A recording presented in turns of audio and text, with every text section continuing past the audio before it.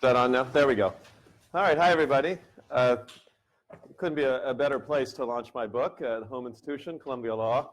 And I got to say, compared to doing a normal book talk, it's kind of just like relaxing to be at home, essentially with students, you know, where I teach Antitrust, obviously. Many of you are in my Antitrust class right across the hall. So my talk today is about this book, The Curse of Bigness. I will give you a hint of what the book is about. It's about antitrust revival in our times. It is an effort, I think, to respond to the felt needs of this moment, which I see is characterized by two economic facts in particular that I want to single out. One is a real sustained increase in economic concentration in our economy. Some of you may be familiar with this, some not. This refers to the fact that the economy, both the United States economy and the global economy, are dominated by fewer and fewer companies per industry. So in 75% of industries over the last 20 years, there has been a decrease in the number of competitors, which just means that there are more and more oligopolies and monopolies across the country, across the world. And another, I think, singular fact that no one can deny is the change in inequality. There's been a profound shift of wealth and income to a smaller and smaller percentage of the population. It's measured by a lot of metrics. One example I describe in the book says, 1% of the population, you've seen all this, controls like 28% of income and almost 36% of wealth. So there has been a incredible both concentration economically, but then also shift in inequality. Many economists believe those two trends are related. They believe that the fact you have smaller and smaller numbers of firms which earn higher and higher profits and are better, have more bargaining power over workers, tends to move the proceeds of the economy to a smaller and smaller group. So that is the economic conditions that I'm talking about. And what I believe we need in this country, and frankly in this world right now, is a reboot of an American original, the antitrust laws, invented in this country in the late 19th century to deal with what I think were similar problems at that time, believing that a deconcentrated economy with less firms, with more, fewer monopolies, broken up firms would be better, not only for the economy itself, but also for the conditions of democracy. So that is the thesis of my book. And I want to structure this talk in three parts. I want to talk about, first of all, the last time we thought that antitrust laws were really important, right after World War II. And then I want to return to the first Gilded Age, late 19th century, talk a little bit about that. And then finally end with our times and what I think needs to be done.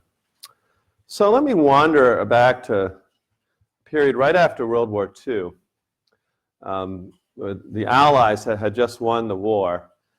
And one of the pressing questions, maybe the pressing question at the time, sort of an obvious question, which is, what do we do to prevent fascism from coming back? It had taken a lot of lives, a lot of effort to defeat the fascist powers centered particularly in Germany, Italy, and Japan.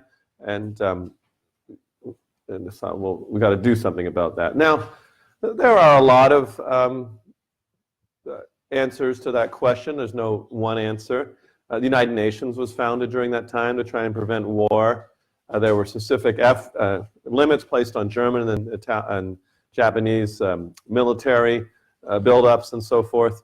But one thing that I think has been lost was a thinking of that period that tied the economic conditions of Japan and Germany to the rise of fascism, and was concerned that the unregulated, uncontrolled monopolization, particularly the German economy, had led to conditions that were ripe for dictatorship. So one of the things I'm really trying to emphasize in this book is the political side of antitrust. The theory went a little bit, just to get into the history a little more deeply. Germany did not have antitrust laws in the first half of the 20th century. They didn't break up their trusts. And so the economy was dominated both by cartels and by a few monopolies. Three of the most important were the IG Farben chemical company, the Krupp's armament company, and the Siemens infrastructure company. And one of the crucial things that happened, and you might find some parallel in our times around the world, not in the United States, is in the 1930s, Germany went into this terrible economic shock, obviously felt around the world. There was widespread material suffering, and unsurprisingly, the rise of a strong leader who promised national greatness, promised the defeat of enemies, foreign and domestic, sort of sees this mandate of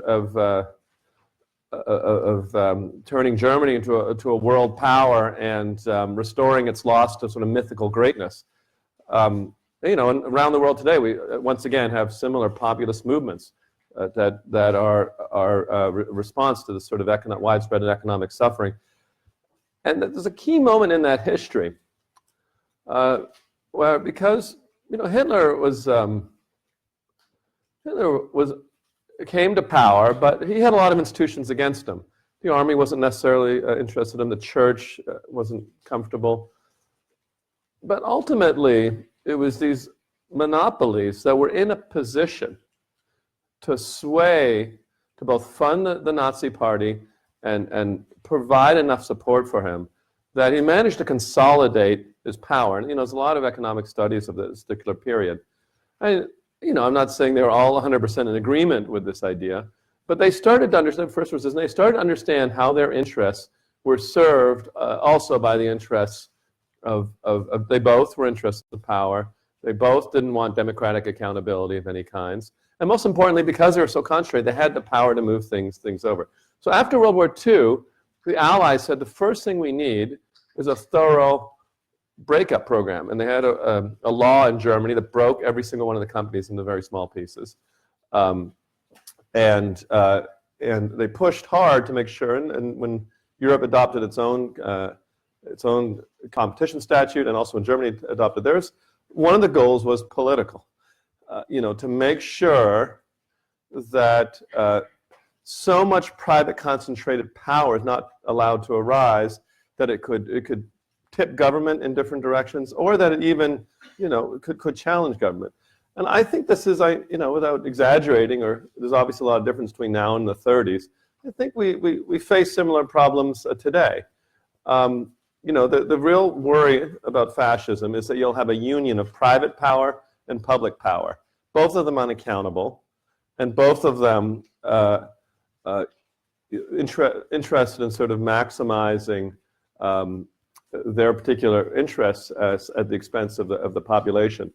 And I don't think you need to be an extremist to think that, well, how is it in the United States the U.S. Congress routinely is not that necessarily interested in the median voter, but seems to more generally care about what large interest groups. So how is it that, for example, pharmaceutical drug pricing, which nobody thinks is reasonable, except for the pharmaceutical industry, no one can really defend. How is it that there's somehow people are unable to do anything about it one way or another?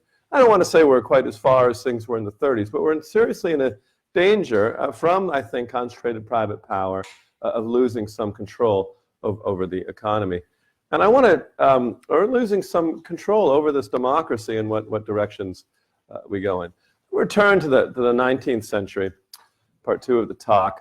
Let's talk about when we very first confronted these problems in the United States, the first Gilded Age. So there's this problem right now. Sometimes we remember the first Gilded Age. Maybe we've seen too many movies, like a lot of really fancy parties and nice houses, and there's obviously some of that. But I want to go back and look at the economic structure and the ideology of that period to understand better the origins and the importance of the antitrust laws. So if you go back to the 19th century, late 19th century, you have at that period a very radical movement to transform the American economy. There was a merger movement, a mass consolidation of American business that resulted in over 2,000 businesses consolidating into less than 100. And there was a new structure for the economy. The economy began to be dominated by the trusts, usually one trust per industry. And the trust is a fancy name for a monopoly. So you had obviously well-known trusts like Standard Oil, which had the oil industry. You had a cotton trust, you had a tobacco trust, you had a nail trust, I think it was a pencil trust. There was every single industry, a film trust, which all the films that were made. So this was the new structure. And obviously there was some economic reasons that people preferred trusts. Competition they had felt had created a lot of problems for them, and there was individuals who, like John Rockefeller, J.P. Morgan, became incredibly wealthy. But the people of that era preferred to clothe the monopoly movement in somewhat more dignified clothing. They like to say that they were leading a new order, part of a scientific advance in how humanity should live, that they involved in an evolution from the competition of Adam Smith, which had been fractious and ugly and messy, towards something grander, more beautiful, ruled by a series of giant monopoly corporations in the model of Standard Oil, who were sort of more enlightened. They sometimes said they were evolving as man had evolved from the ape. They believed very powerfully in a process of survival of the fittest, social Darwinism, as applied to business and as applied to humanity. So this is the ideology. So part of this held that the unfit or the weak should be eliminated or should die. Now, the social Darwinist movement, associated sometimes with Herbert Spencer, who the law students will know from the famous Holmes descent, took this view for everything. Herbert Spencer himself was very opposed to what were called poor laws, so welfare or anything. He said it's much preferable that the unfit be left to die, that they sort of rid the world of them to make room for what's coming. Rockefeller went further. He sponsored eugenic campaigns to sterilize, as many of you know, sterilize people who were seen to be unfit or ill. And they said basically the same idea in business. Is small business, small farmers, whatever, they were going extinct, and the monopoly was the preferred form. Adam Smith was wrong about competition. It was a bad idea. So that was the movement. Now, at the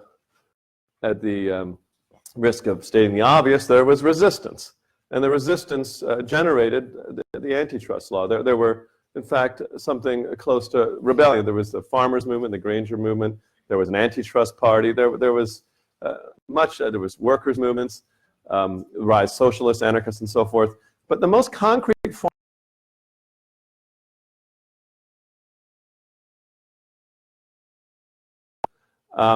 and so the origin of the antitrust law, I want to emphasize, is in this resistance to a kind of theology. Actually, at some points it was religious, like a replacement for the humility of Christianity, towards something that worshiped man as a kind of God, a self-created God, looking towards the sun, to cite Spencer, no longer looking down at his feet in obedience, but looking above to master.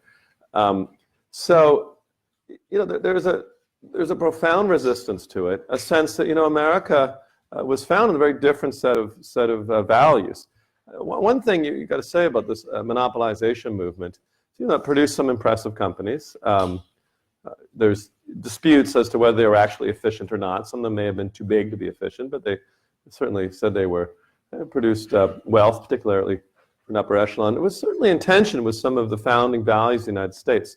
And I'll mention two in particular. The United States had actually always, in theory, been about decentralized power. Federalism was trying to break political power into states and also in the federal government, the three pieces. There was obviously in this anti-monarchy movement some resistance to the idea of unaccountable powers who ruled over everybody.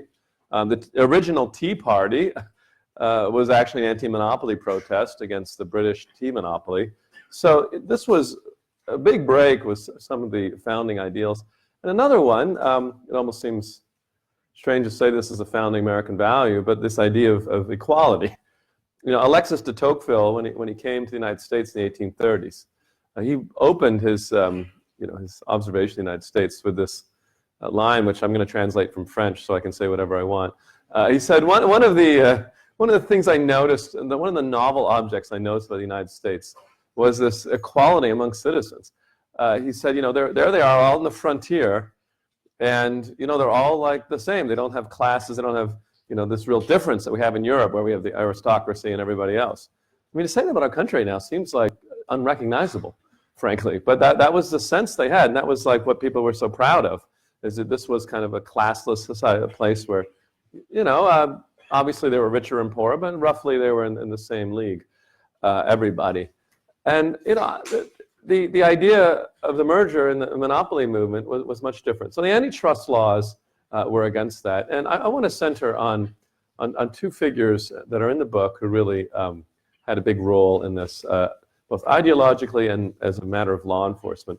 So Louis Brandeis is one of the greatest. You may, obviously, as law students, you know him because he was a law professor. No, he wasn't a law professor. He was a justice.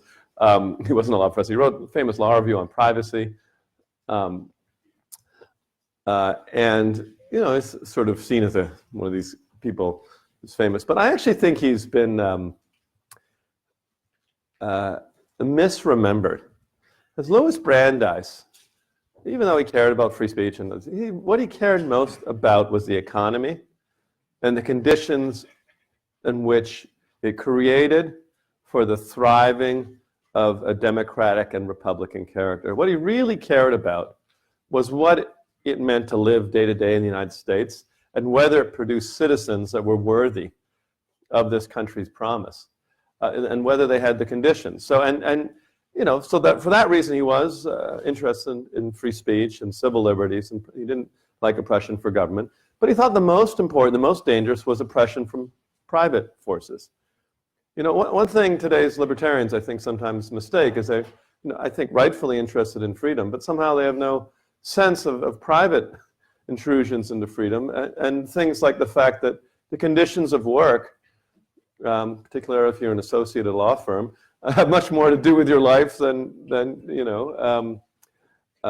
sort of theoretical freedoms at the governmental level. I'm not saying government can't also be oppressive, but day-to-day life, Brandeis thought, is really the real freedom you experience has a lot to do with things like infrastructure, your hours of work. Back then there was no limit on hours of work. Actually, now there's no limit either again, unless you're... he was very concerned that Americans would become a dull people, that they would become employees as opposed to citizens. They would just be toiling away.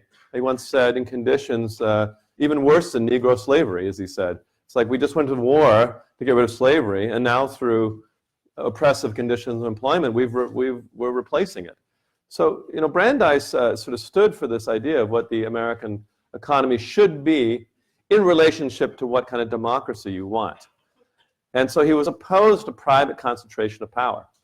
And in fact, this book is probably the most inspired by Louis Brandeis and his ideology, which ultimately is inherited by Woodrow Wilson and powers him through the 1912 election.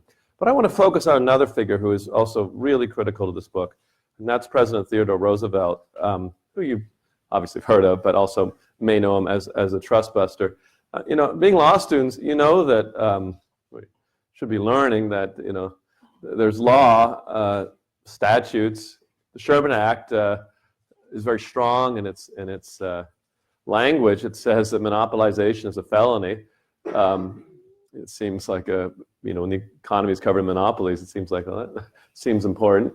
But law doesn't mean anything unless it's enforced, and unless you have law enforcement with the courage to take on big companies, to undergo the kind of criticism that you will undergo, to take on lawsuits that take years and years and years and might go nowhere. And so Theodore Roosevelt, I think his great contribution to America, there's more than one, but great contribution to the American Republic was his, almost on the moment of assuming power after the assassination, his decision to wage war against the most powerful private and largest private firms in the United States. And he said that he did this for clear reasons to save the democracy. He saw, in times not unlike ours, a rising tide of discontent, a rising tide of popular suffering, economic misery, and a sense of powerlessness in front of corporations and other entities that he saw, if things weren't done, would lead the country either into anarchism or socialism. That there would be, I mean, there have been rebellions before, and he thought there would be rebellions again. And he said, it's a duty of I mean, it doesn't sound crazy, of government to respond to democratic need and restore power. And so he brought these suits. It's, in his private letters, he said, we need to sort of figure out who actually runs this country. I think we need to re-ask that question, frankly, and have that same kind of bravery. So this takes us to our present time. So in the 1900s, early 1912s, almost all of the trusts were challenged. Most of them were broken up or conditioned or did something. I think this was an important episode in American history. It's referred to earlier. I think it led the United States down a different path than some of the European countries. Almost all of them, which ended up under dictatorship or totalitarian government when the Great Depression hit. And it leads me to our present time, because I am under I'm not alone in this, but I feel that our antitrust law has wandered too far from its origins, has become too narrowly economic in its focus. In fact, has shriveled, become sort of a shadow of its former self. Over the last 40 years or so, it has increasingly become on the grip of the narrow economic view, which takes the idea of antitrust as primarily about lower prices for consumers. It's forgotten any idea that its broader goals have a political valence. It's forgotten some of the larger harms that are supposed to go on. And as opposed to having its original purpose of trying to fight monopoly, at its worst, the antitrust law sometimes glorifies monopoly. In the hands of Justice Scalia, for instance, in the Trinco opinion, he managed to, in a case around Verizon, which has held its monopoly for over 100 years, say that monopoly is what encourages innovators to seek new business, while Verizon was killing the innovators who were trying to start new business. So the antitrust law has been, in my mind, turned on its ear, and has fallen far from what it should be, and fallen far from the kind of goals it should be endorsing. So in this book, and more publicly, I've been calling for a reboot of the antitrust laws. I can give you more details on how I think it should be done. I believe it across sectors. One of the areas that seems that people are very interested in is high tech. Tech is one of my, the economy the sector I grew up in. I think we have allowed the tech sector to become too concentrated. People thought it was impossible for Silicon Valley to ever, at one point it was so competitive, new firms all the time. We would never possibly have any kind of large companies or monopolies that lasted any time. Obviously, that's changed. I think we made, I worked in government, both for the Federal Trade Commission, one of the enforcers, and for the White House. And I think we made mistakes during the last administration. I think we allowed, for example, we made a lot of mistakes. I don't take blame for all of them. We allowed the airlines to consolidate into just 3 airlines, all of whom feel very comfortable sort of raising their prices and raising their fees on everything while they narrow the seats.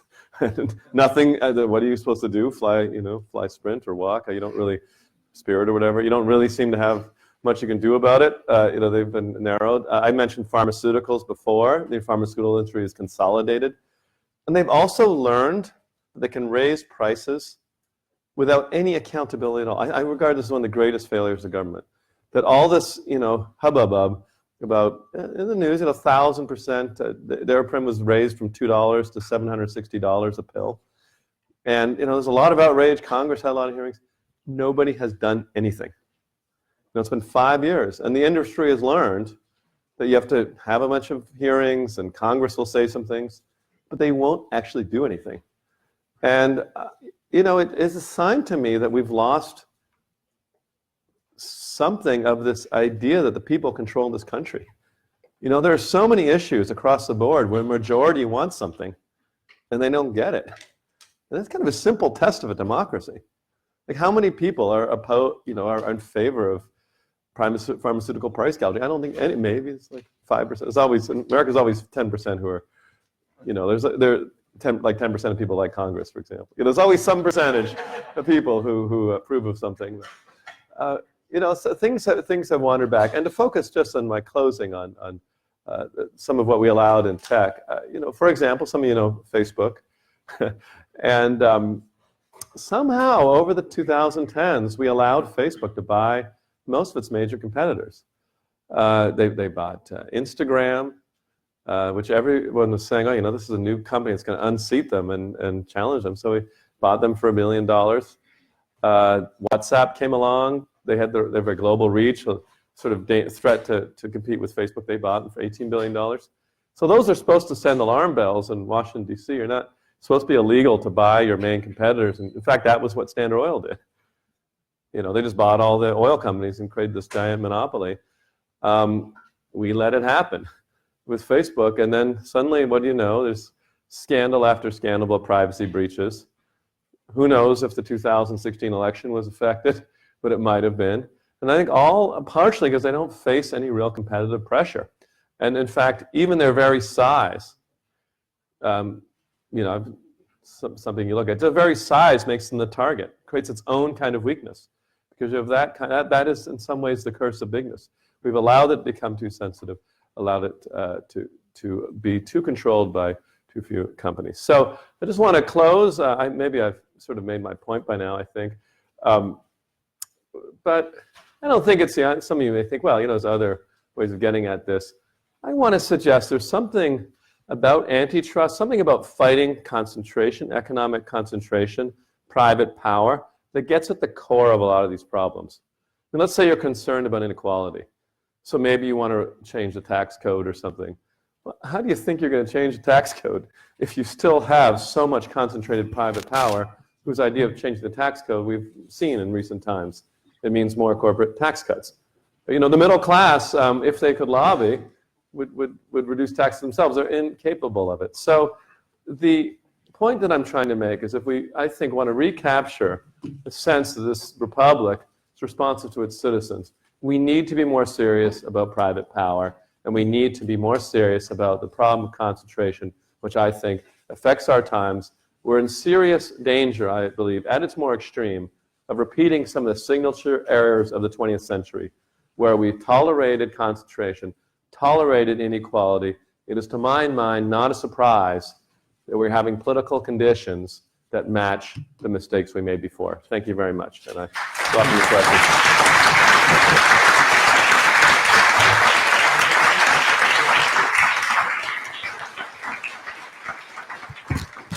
Tim, I'm wondering if I can ask you a question. What are your thoughts on Eric Holder being the president of the Chicken Shit Club in terms of lack of prosecution against corporations? And then the New York Times published about 2 weeks ago an article that the Trump administration was doing less than Obama in terms of giving all these corporations a discount on their corruption charges. And then I'll just leave you with the last thought, and that is, what about breaking up Amazon? All right.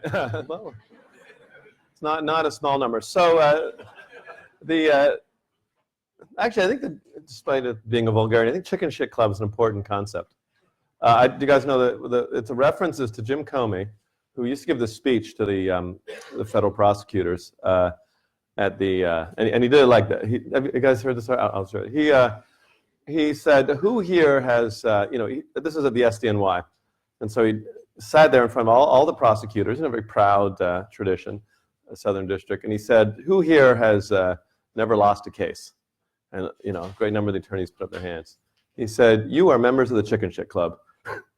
Because if you've never lost a case, it means you're not bringing enough cases, or you're not bringing cases that you might lose. And he had a very good point. There has been a cultural drift in prosecution. This is part of what I'm targeting in my book. Towards, it's trans-party, towards this extremely cautious kind of law enforcement. We only bring a case if you have like the perfect case. And, that is obviously not the exact right level of whether it's criminal prosecution or whether it's antitrust. And one of the reasons is, the better defended the target is, you're going to end up staying away from those cases because you're afraid of losing. So one of the things that I think is an unfortunate antitrust policy is they essentially have left alone the bigger companies, the bigger industries, but they'll like find two barbershops in Seattle that are agreeing on their price and put those guys in prison. You know what I mean? Because they're easy targets. They're either easy targets, and they want to win cases, and people are afraid to lose cases. So, as law students, we need a new generation, the people with the courage of Theodore Roosevelt, the courage of that comes with good prosecutorial discretion. I'm not saying to go crazy, but this generation that looks at their feet and does not bring hard cases is bad for the development of all of our federal laws. And I'll take some other questions. I'm sorry, I know I didn't answer everything. Yeah. I was just curious on big tech continuing with what are the harms you actually feel since Amazon, Facebook, and Google are providing free services. Mm-hmm. So what element of their power do you think they derive from the vast troves of personal data they've collected on? Yeah, I think it's a good question. So I think the question is the easiest answer, I think, for Facebook. I think Facebook has hurt competition and hurt innovation in the social media sector, and also had sort of I wouldn't say they're non-economic, but other kind of harms like privacy harms and so forth. So I think because Facebook hasn't had much competition, since they managed to buy all the competitors, they have been able to do a couple things. First of all, they've been able to dial up their privacy abuses with some confidence that no one's going to leave, or not enough people will leave that they'll have to do anything about it. Now some fault may lie with the consumer, but also some fault, if someone's saying, if you have a competitor, they'd say, hey, these guys, they don't protect your privacy, why don't you come here, right? But there isn't really, what are you going to go, Instagram? Instagram's also, so I think that I don't think they've run very reckless, the Russia investigations are starting to show how reckless they were. We're just trying to build their ad revenue. Again, no sort of check, there's no like lift to their Uber, if you want to put it that way, who says, well, here's some of the worst abuses. And if you get into it a little more carefully, it's probably also the case that between Google and Facebook, because they have a duopoly in online ad revenue, that they have jacked the prices in that area for their particular types of advertising. So that's a price harm. I think Amazon and Google are slightly harder cases. I think for some of the reasons you suggested, or that everybody has suggested. But I want to focus in particular on this the state of Silicon Valley as an innovative economy driver of the economy. One of the things that has dried up in recent years is VC funding for any kind of firm that gets anywhere close to any of those areas. And so, if you're a believer that innovation is a huge role in trying to move the economy forward, and if you look at the 80s and 90s, it feels that kind of cycle of new firms starting. That cycle is drying up, and one of the reasons is, I think, is you just have this idea. There's 3 or 4 big guys. If you're lucky, you get bought by them, but if you're not, if you're sort of directly competing with this, there's no hope. And I think that the long-term danger. Sometimes I'm reminded of the car industry in the 50s, where people are like, General Motors is the most efficient company in the universe. People wrote, there's this famous Harvard business professor who wrote this long case study about how General Motors had like solved efficiency forever. And like people say about Amazon right now. Like they are just operating at this completely different level of understanding General Motors, and they were pretty great in the 50s, but you sort of let these big three run cars forever. Eventually, you start to see stagnation, and in fact, a generation of suffering, and regions of the country that ended up being devastated by the loss. So I'm not a believer in the efficient monopolist over the long term based on its track record. More questions? Yes. My research assistant is asking me a question. I'm sort of wondering, One who are what sort of expertise would guide kind of an originalist political antitrust regime, in the sense that, today economic expertise is a huge influence on case selection and litigation remedy shaping. Under sort of a political system or a partly politically focused antitrust regime as you describe, I mean, would we be getting input from sociologists or political theorists as well? No, I don't see it that way. I think it's lawyers, frankly. I think there's a balance of power in antitrust between lawyers and economists, and I think it's swung too far towards the economists. We can all agree with that at the law school. So let me be a little more careful what I think about political motivations for antitrust.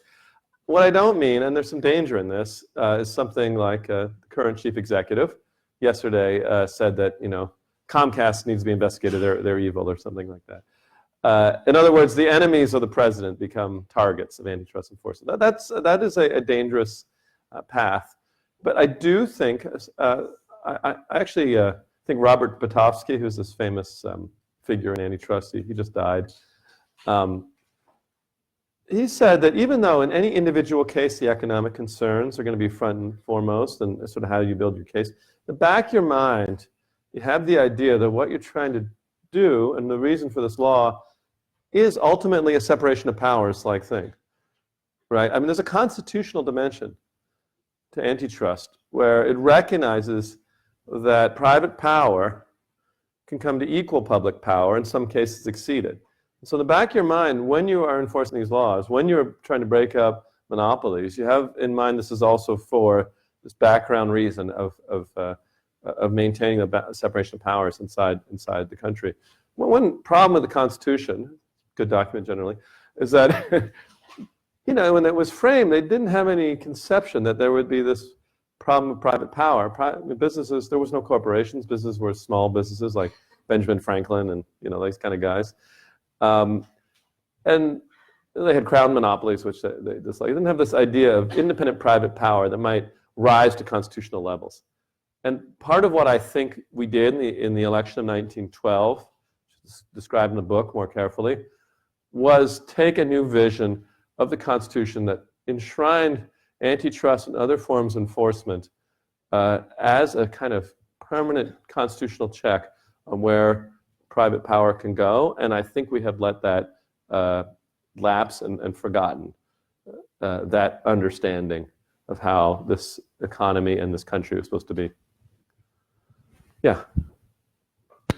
Do you think that some of the force of Brandeis's arguments have been taken away by the fact that the real manifestations of workers' subservience that he was concerned with have declined significantly?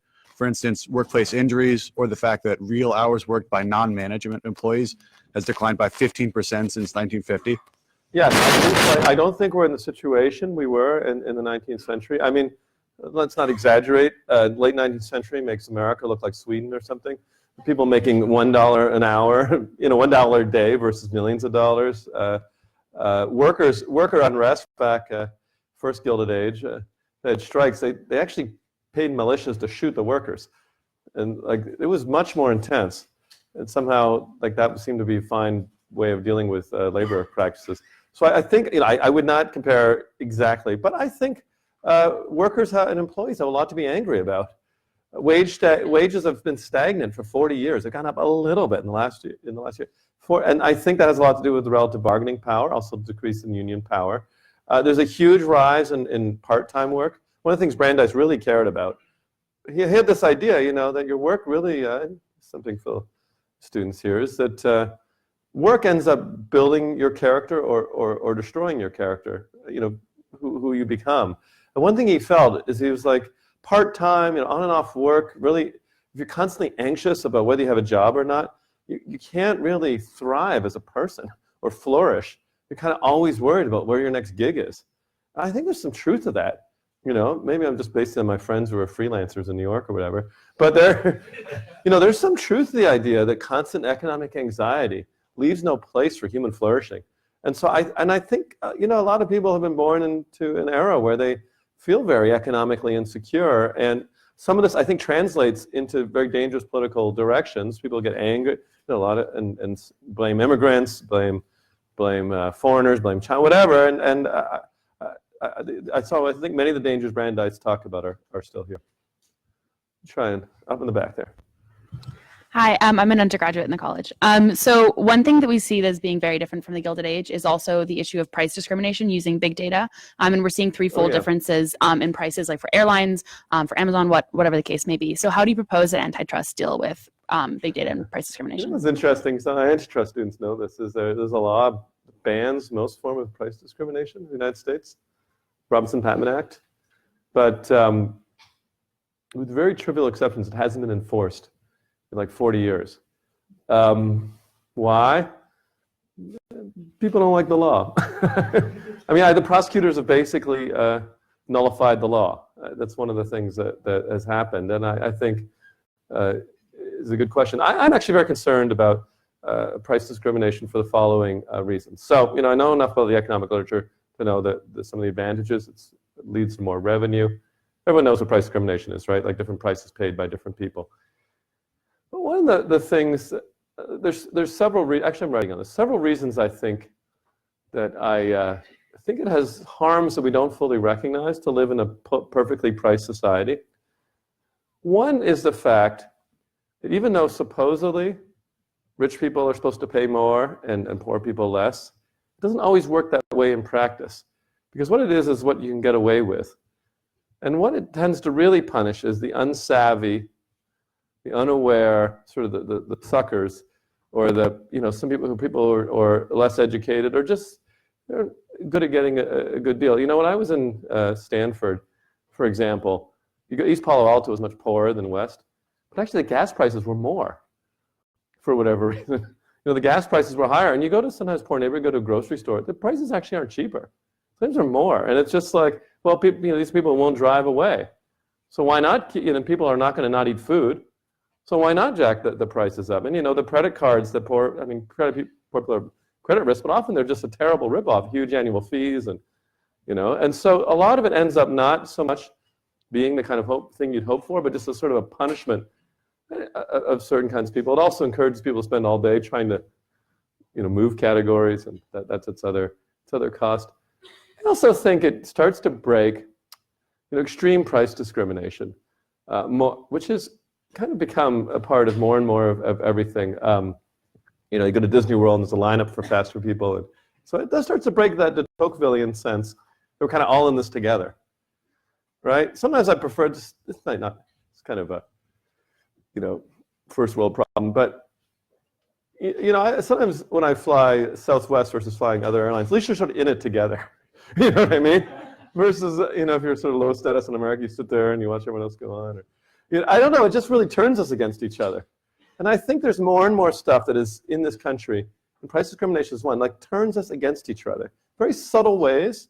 We don't always analyze it, but it's like fast lanes, slow lanes, doors for cheap, just turns each other against each other. And I prefer to live in a country where we're kind of in it together, undergoing, maybe this has to do with growing up in Canada, where it's cold. We're all like suffering with I'm a dual citizen, but suffering with the weather. It's, I think there's something to that in the spirit of the country that we need to return to. I think how much are we doing on time? Maybe one more question. Where is, all right, you were waiting earlier. Thank you for doing this. So your view, which is the open markets view of attacking private power by breaking it up, is pretty common. But other people, most prominently Senator Liz Warren, have taken the view that instead what should happen is you should get essentially public control over private power. Yes. So, for example, the Accountable Capitalism Act, or people talking about.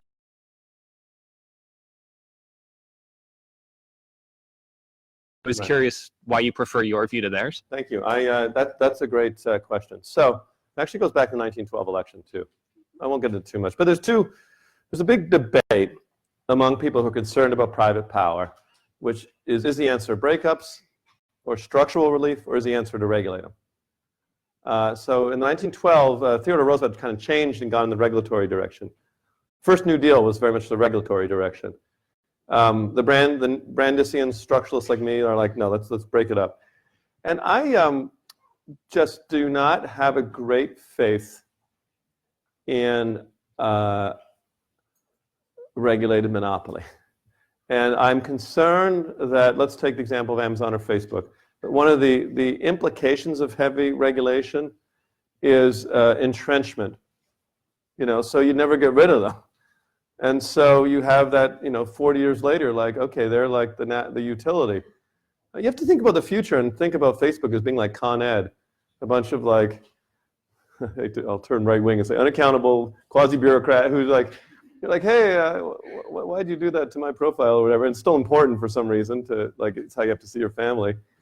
And I don't know, and I also don't like the union. I mean, I talked about fashion. I don't like close union between government and private power. And actually, Facebook's a good example. So let's say you have a government who decides that Facebook needs to heal, right? Obey government.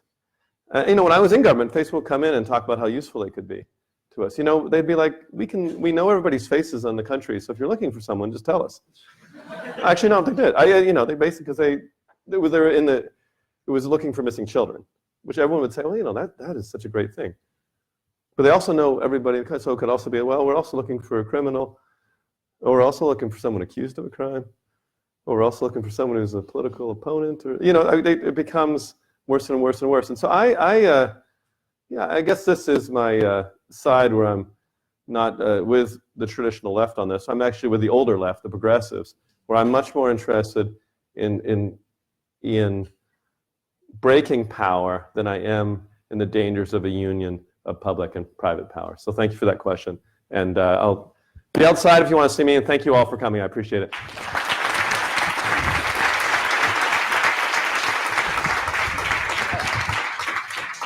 I think all these owners are.